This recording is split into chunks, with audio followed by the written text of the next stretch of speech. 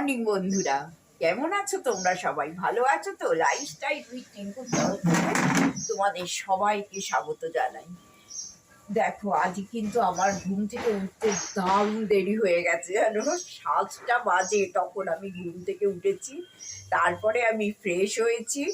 তারপরে টুকটাক একটু আধটু কাজ করেছি, করে এখানে চুপ করে বসে আছি। বেশ একটা সাউথের একটা বেশ ফুরফুরে হাওয়া আসছে। আর দেখ, আর বসে বসে দেখছি এই পুকুরে না কত লোক স্নান করছে, সাঁতার কাটছে। বেশ এইগুলো দেখতে ভারী ভালো লাগছে। আজকে আর সত্যি নিচে গিয়ে রান্নাঘরে ঢুকতে আর একদম ইচ্ছা করছে না, জানো তো। আর কালকে তোমাদের একটু একটু চৈত্র সেলের বাজার দেখিয়েছি। এত ভিড় বন্ধুরা, গেছি এত ভিড় যে তোমাদের কি বলবো, সাংঘাতিক ভিড়।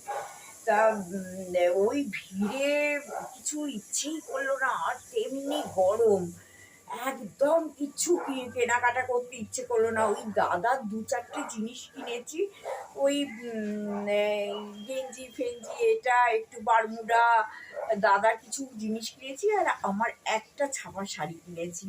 এই করে আর একটু রান্নাঘরে টুকিটাকি জিনিস আর কি কিনেছি, একটু কিচেন টাওয়াল, এই সেই এইসব একটু কিনে নিয়ে চলে এসেছি। হ্যাঁ, ওই রান্না করতে করতেই তোমাদের কোনো সময় দেখিয়ে দেবো। আমি একবার হাতটা উঁচু করেও তোমাদের দেখিয়েছিলাম যে এইগুলো নিচ্ছি আর কি। তা এই এই হচ্ছে চৈত্র সেলের বাজার। কিছুই এবারে হলো না, যেবারে একদম ব্যাগ ভর্তি ভর্তি করে কিনি।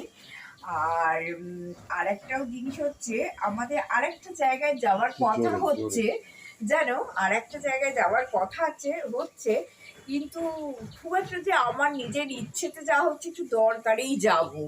ওই 3-4 দিনের একটা ট্যুর আছে আর কি। তা সেটা তোমাদের আমি বলে দেব, কবে কি করছি না করছি সেটাও আমি তোমাদের সঙ্গে বলে দেব। আর একটাও হচ্ছে যে কতগুলো জিনিস বলে দিই। হ্যাঁ, কালকে ডায়েটিশিয়ানের সঙ্গে যে কথা হয়েছিল, আমার মেয়ে ছিল, ডায়েটিশিয়ান যে সে ছিল, আর আমি ছিলাম আর কি গুগল মিটে আর কি। তা সেই সব ব্যাপারেও তোমাদের একটু দেখি যে ও কি আমাকে খাবার চাটফাটগুলো পাঠায়। এখনো পাঠায়নি, বলেছে 3-4 দিন 6 দিন একটু টাইম লাগবে, খুব বিজিও আর কি। তা বলছে একটু টাইম লাগবে, তারপরে আমি পাঠিয়ে দেবো, পাঠিয়ে দিলে সেইগুলো তোমরা করে খেও। তা আমার সঙ্গে অনেক রকম কথা হয়েছে জানো খাওয়া নিয়ে। তা তোমাদেরও একটু শেয়ার করবো। যদিও আমি জানি যে কারুর ডায়েট চার্ট কারুর সঙ্গে মেলে না, যে যার হাইট ওয়েট সব কিছু মিলিয়ে একটা ডায়েট চার্ট হয়। তা তবু আমি কি করছি না করছি তোমাদের সঙ্গে একটুখানি বলে দেবো। আর আমার ডায়েট চার্টটা শুনে, মানে আগে যেটা করতাম আর কি, খুব তাড়াতাড়ি রোগা হয়ে যেতাম। তা সেটা শুনে মেয়েটি বললো, মানে যে ডায়েটিশিয়ান সে বললো যে আপনি তো পুরো ক্র্যাশ ডায়েট করেন, ওই রকম করলে আপনার ওই মাসল থেকেই রিডাকশন হতে থাকবে। তা এই সব নানান রকম কথা হলো। প্রোটিন বেশি করে খেতে হবে, যেটা আমি একদম খেতে পারি না, জানো তো। মাছ মাংস ডিম খাই না, খুব চাপ আমার জন্য। সেই বলেছে ছোলা, সয়াবিন, হ্যানা ত্যানা, পনির, দুধ, ছানা, দই এইসব খেতে, যেটা মানে যারা মাছ মাংস ডিম খায় না তাদের জন্যেই এটা হয়। দেখা যাক আমি কিভাবে করি। আর তোমাদের দেখাচ্ছি, দেখো এই যে পুকুরটাতে না, দেখো সব সাঁতার কাটছে আর মাছ ধরছে, দেখেছো? সব মা, আমি ওইগুলোই বসে বসে দেখছি। সব দেখো কি মাছ হয় এই পুকুরটাতে, সব মাছ ধরছে, সাঁতার কাটছে। আর একটাও জিনিস ভীষণ ভালো লাগছে, সেটা হচ্ছে চারিদিকে তো আম গাছ। আম গাছে এতদিনে বকুল ছিল, এখন দেখছি ছোট ছোট আমে সব আম গাছগুলো ভরে গেছে। এই চোখের সামনেই দেখতে পাচ্ছি একটা আম গাছ না, পুরো একদম ঝুলে ঝুলে আম আম দেখা যাচ্ছে। তা এই সব বসে বসে দেখছি, বলো সবসময় কাজ করতে কারোর ভালো লাগে? তা তখন ভাবলাম ঠিক আছে, বন্ধুদের সঙ্গে একটু কথা বলতে বলতেই বসে বসে দেখি। চলো রান্নাঘরে যেতে হবে, এত সুখ সহ্য হবে না, চলো দেখি কি। চলো আস্তে আস্তে এবার রান্নাঘরের দিকে এগোই। কি রান্না করব, একটা কালকে একটা ঠিক করে রেখেছিলাম যে এই রান্নাটা করব। দেখা যাক, একটুখানি ইচ্ছে আছে। ডাঁটা, সেই দেশের ডাঁটা দিয়েছিল, সেই ডাঁটা আছে, ডাঁটা আলু দিয়ে পোস্ত দিয়ে একটু করব। একটু টকের ডাল খেতে অনেক দিনের ইচ্ছে হয়েছে জানো, একটু টকের ডাল করব। আর দাদার তো মাছের ঝাল আছে, আর আমাকে কিন্তু এবারে আর ডিমটা স্কিপ করলে চলবে না, রেগুলার একটা করে আমাকে ডিম খেতেই হবে। চলো আস্তে আস্তে সিঁড়ি দিয়ে নেবে এবার রান্নাঘরে এন্ট্রি নিই, সঙ্গে থাকো। হ্যাঁ বন্ধুরা, রান্নাঘরে এসে খুব সাধারণ রান্না তোমাদের সঙ্গে শেয়ার করার সত্যি কোনো প্রয়োজন নেই বলেই মনে করি, কারণ তোমরা রোজ করো এই জিনিস। তা যেগুলো করেছি সেগুলো তোমাদের সঙ্গে একটু শেয়ার করে তো দেবই। আর ওই যে বলছি, এখন না মানে তেল ছাড়া, মানে তেল ছাড়া নয়, অল্প তেলে একদম রান্না করতে বলেছে। আর মিষ্টি যতটা কম বললে খেতে পারো ততটাই আর কি ভালো। আর আমাদের তো জানি সব রান্নায় মিষ্টি পড়ে, তা সেটাও একটু বারণ করে দিয়েছে ডাইটিশিয়ান আর কি।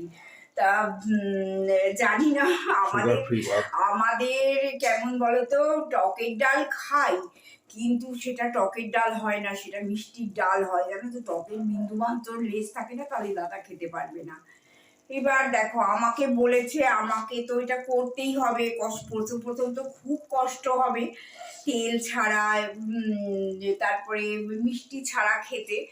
তা যাই হোক, আমি চেষ্টা করব যাতে এইগুলোকে আমি অ্যাভয়েড করতে পারি।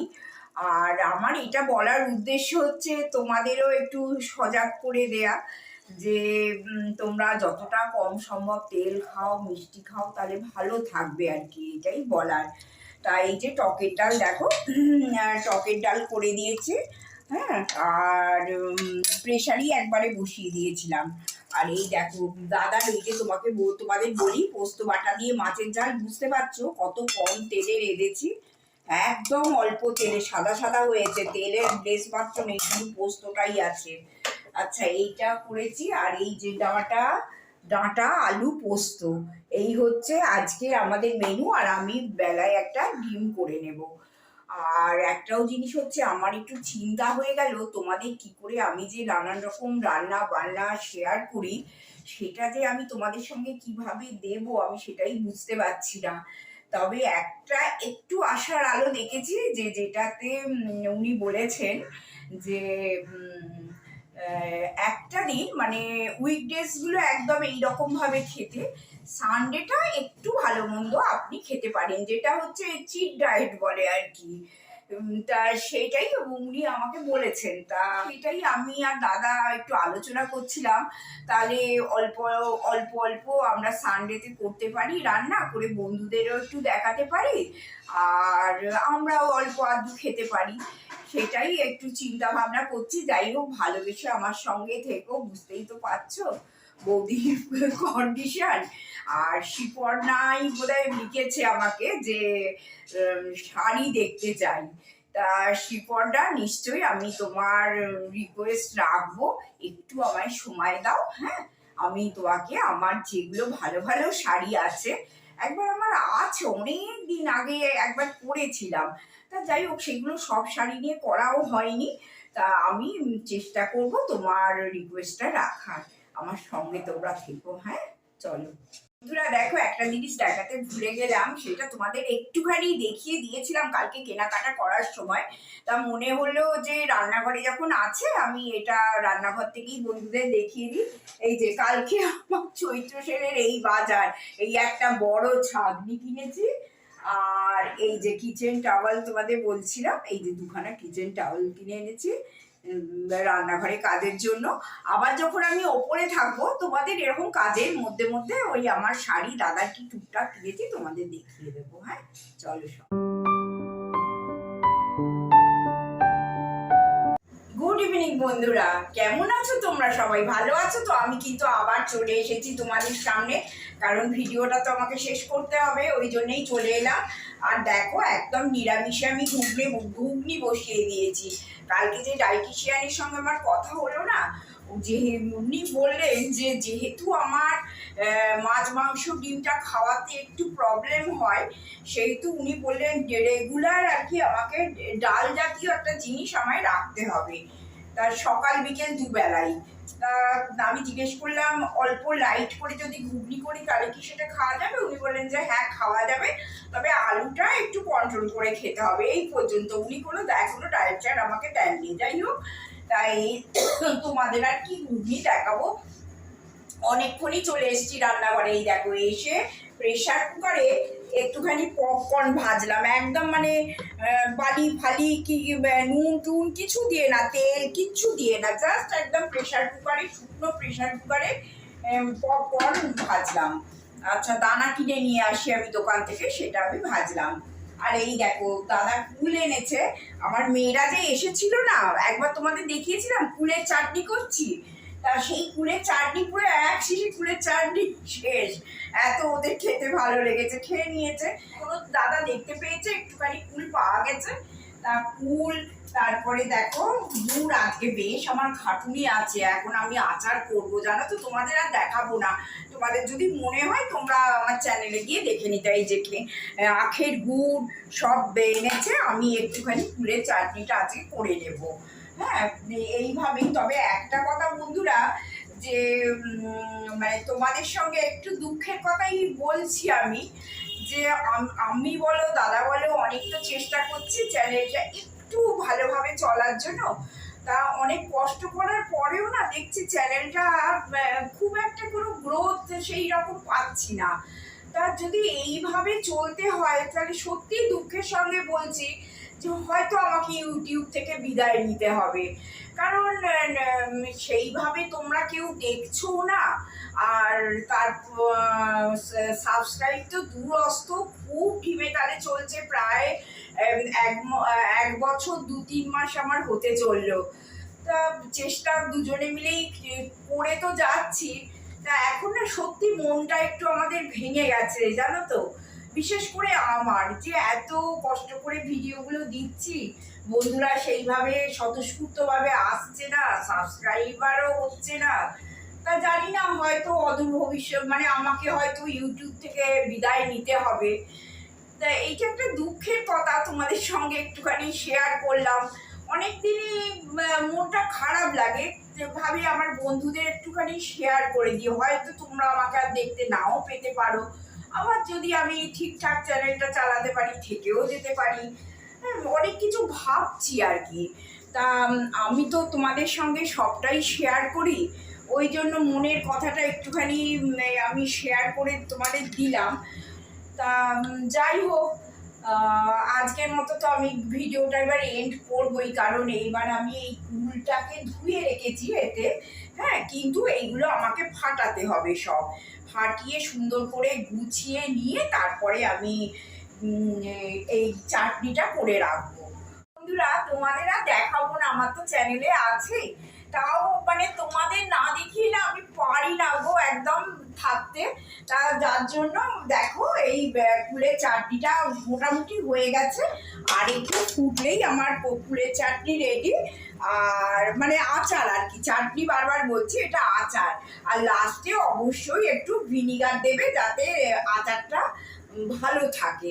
এইটুকুই তোমাদের আমার বলার ছিল। আর নাহলে তোমরা আমার চ্যানেলে দেখে নিও, ওই কদিন আগেই দিয়েছি। হ্যাঁ, আর হচ্ছে তোমরা তো সবাই জানো যে ঘুগনিতে আমি বিট নুন দিয়ে ঘুগনি করি। তা এখন সবই আমি দিয়ে দিয়েছি, একটু শুধু ঘুগনিতে বিট নুন দেবো, এইটুকুই আমার বাকি আছে।